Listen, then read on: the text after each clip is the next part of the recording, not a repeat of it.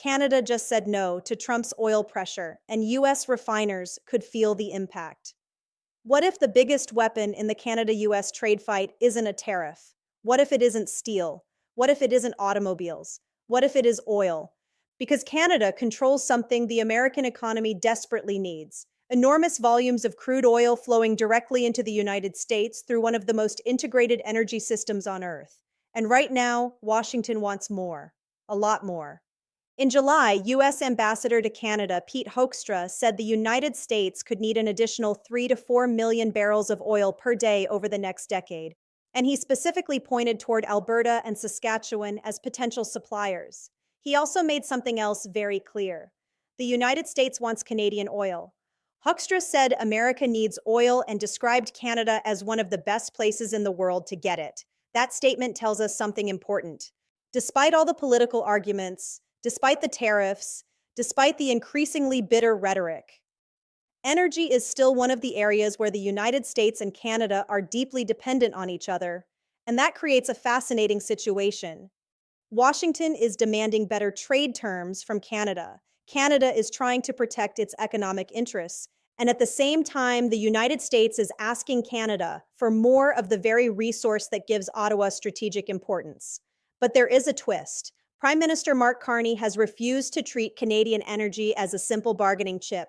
He has warned that using energy exports as leverage could damage Canada's reputation as a reliable supplier. And instead of threatening to shut off the oil, Canada is pursuing something potentially more consequential in the long run: more customers, more pipelines, more export routes, and more choices. That could change the balance of power between Canada and the United States. To understand why, we first need to understand how dependent the American energy system is on Canadian crude. According to Canada's energy regulator, Canada supplied 63.4% of U.S. crude oil imports in 2025.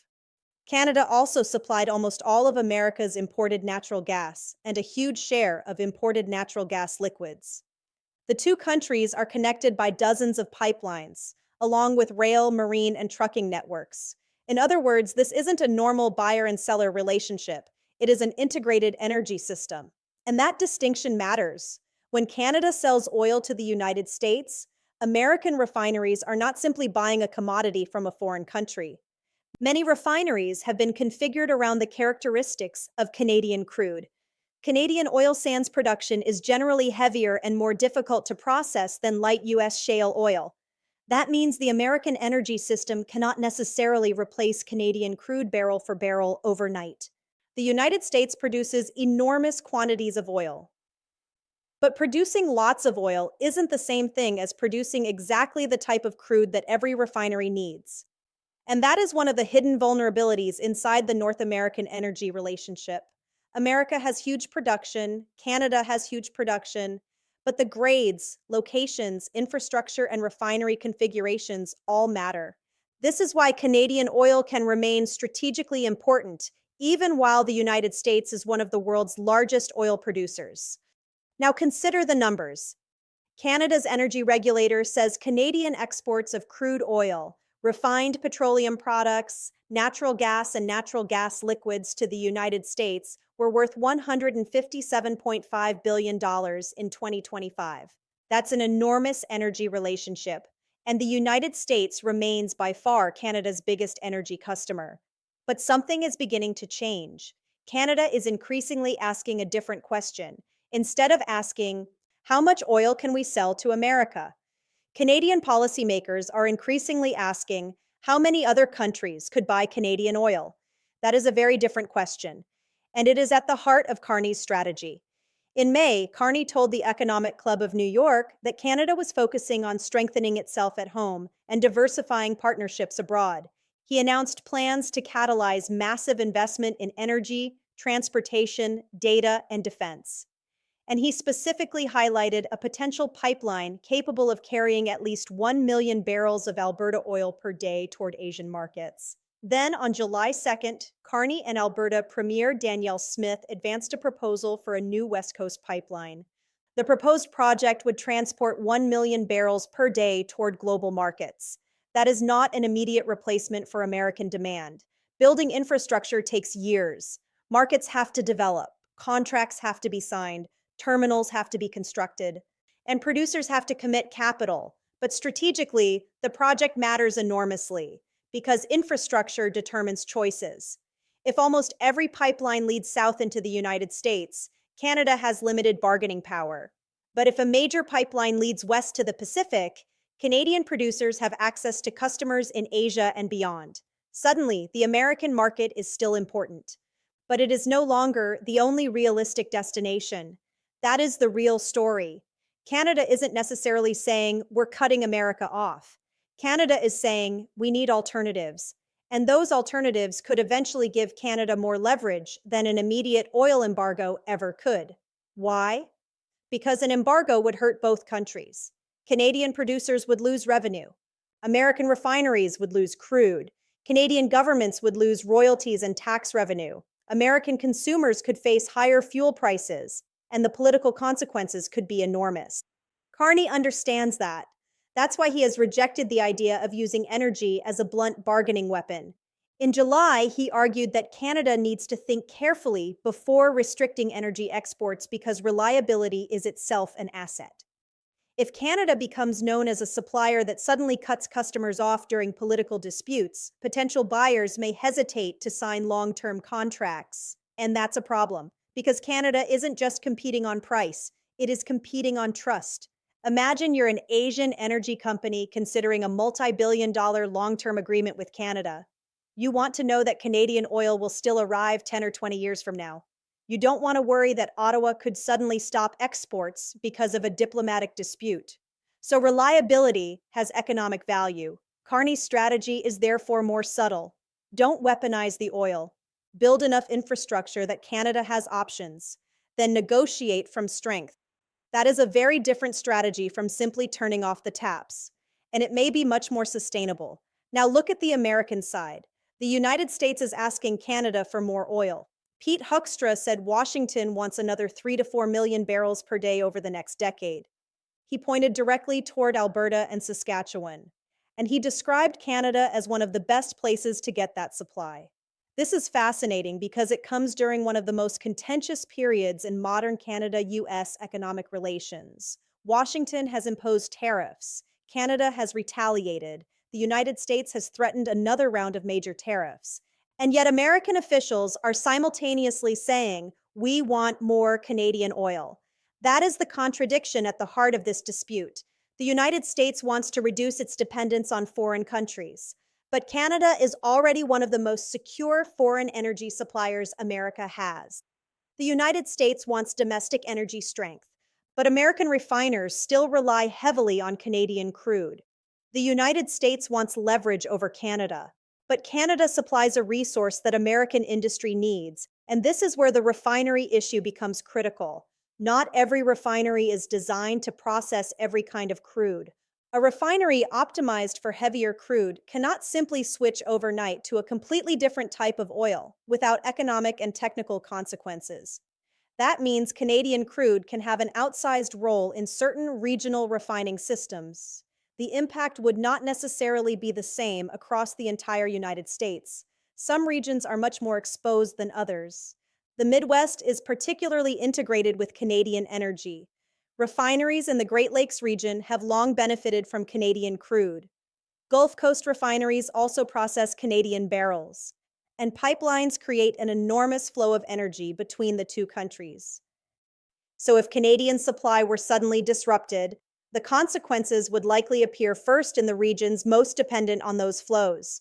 Prices could change, refinery margins could change, alternative crude could become more expensive, transportation costs could rise, and refiners could have to compete for different grades of crude.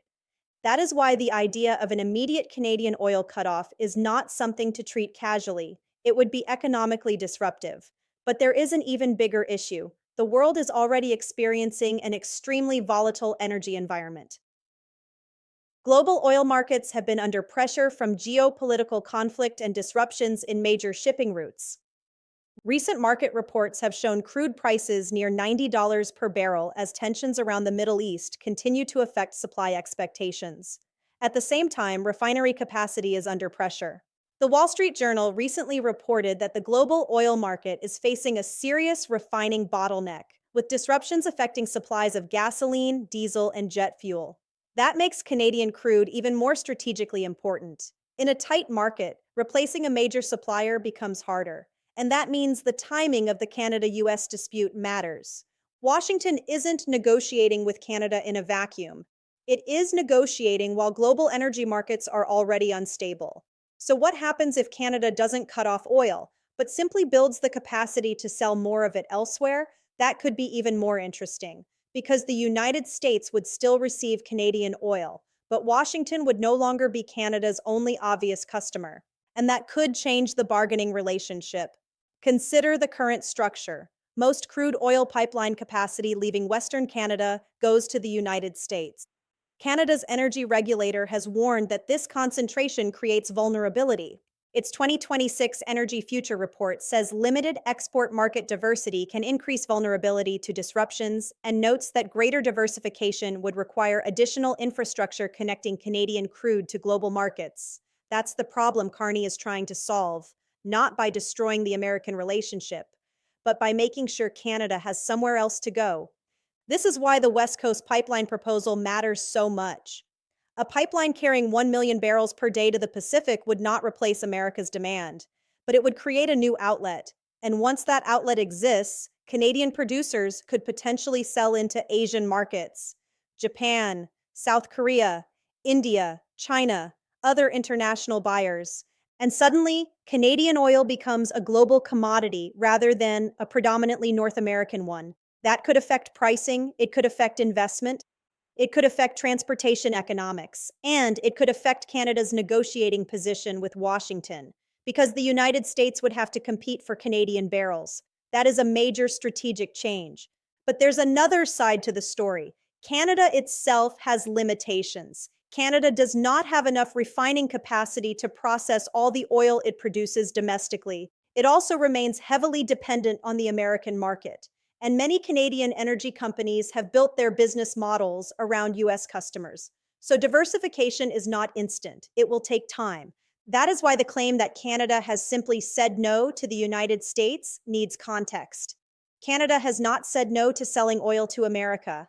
In fact, Canadian officials are still pursuing trade and energy cooperation. What Canada has rejected is the idea that its energy resources should be treated as a bargaining chip that can be turned on and off whenever negotiations become difficult. That distinction is extremely important, and it explains Carney's language. He wants Canada to remain a reliable supplier, but he also wants Canada to have options. That combination could be the foundation of Canada's long-term energy strategy. Reliable, diversified, competitive, and less dependent on a single customer. Now think about what this means for Trump. Trump's negotiating strategy often depends on asymmetry.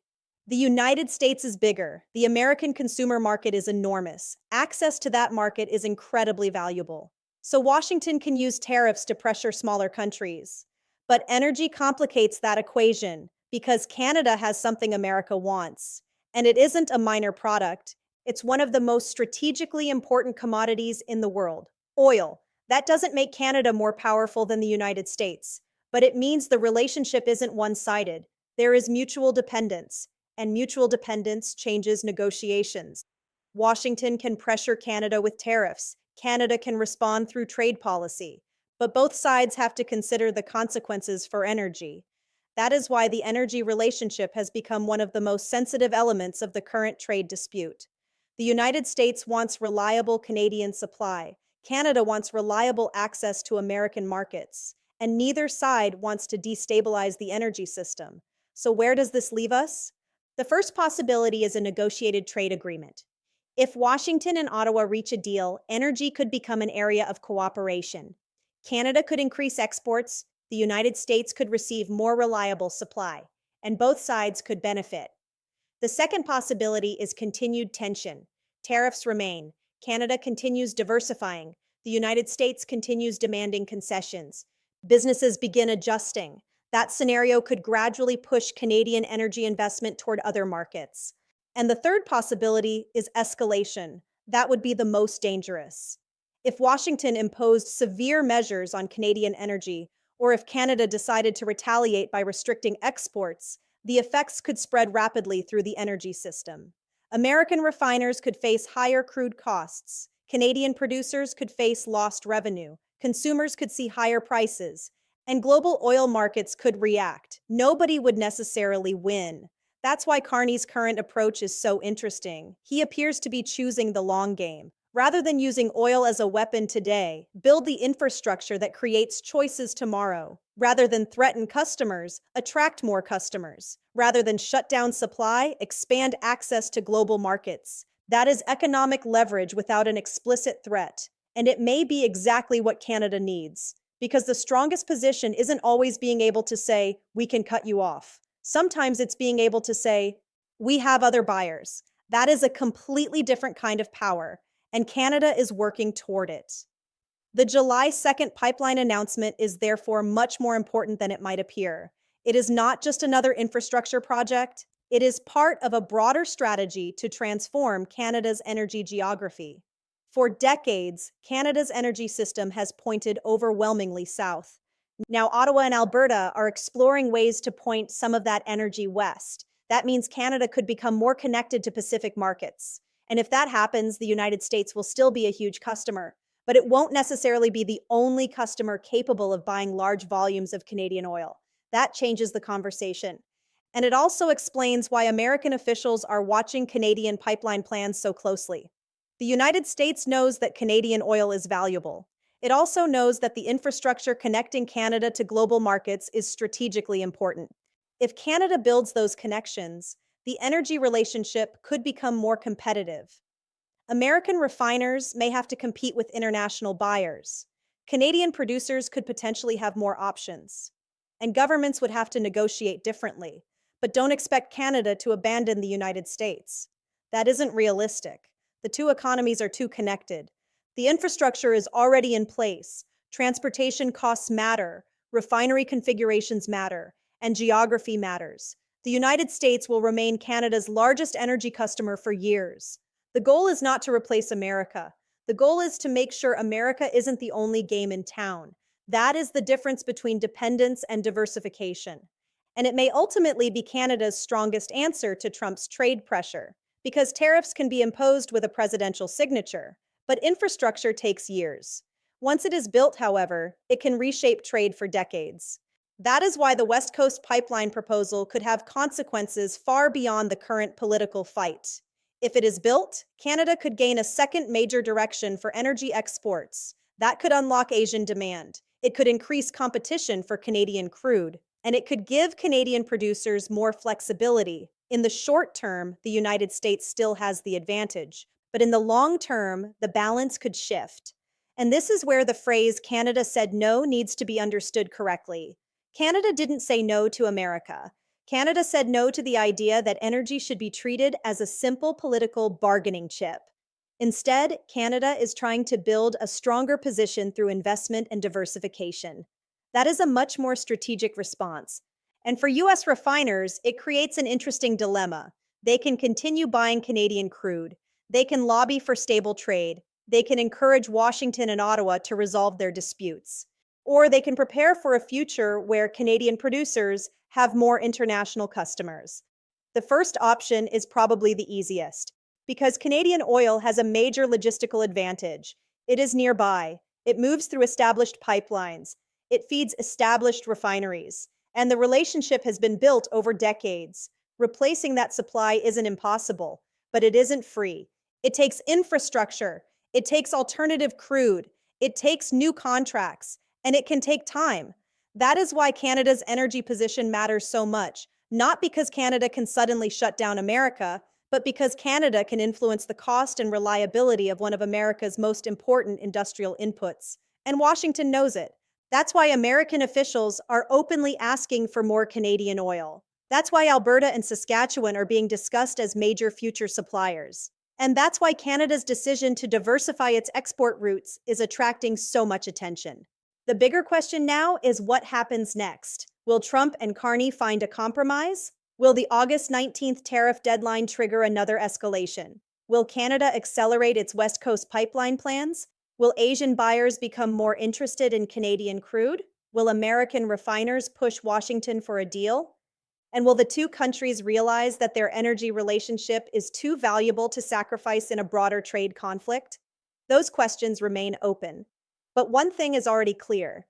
Canada has recognized that energy is more than a source of revenue. It is strategic infrastructure, it is diplomatic influence, it is national security, and it is one of the strongest economic assets Canada possesses. Carney's strategy is not to swing that weapon recklessly. It is to make sure Canada has options. And if those options expand, the balance of power in North American energy could gradually change. So the real story isn't that Canada suddenly turned off the oil. It didn't. The real story is potentially more important. Canada is trying to make sure that it never has to depend on one customer again. And that could be the long-term consequence of the Trump trade fight.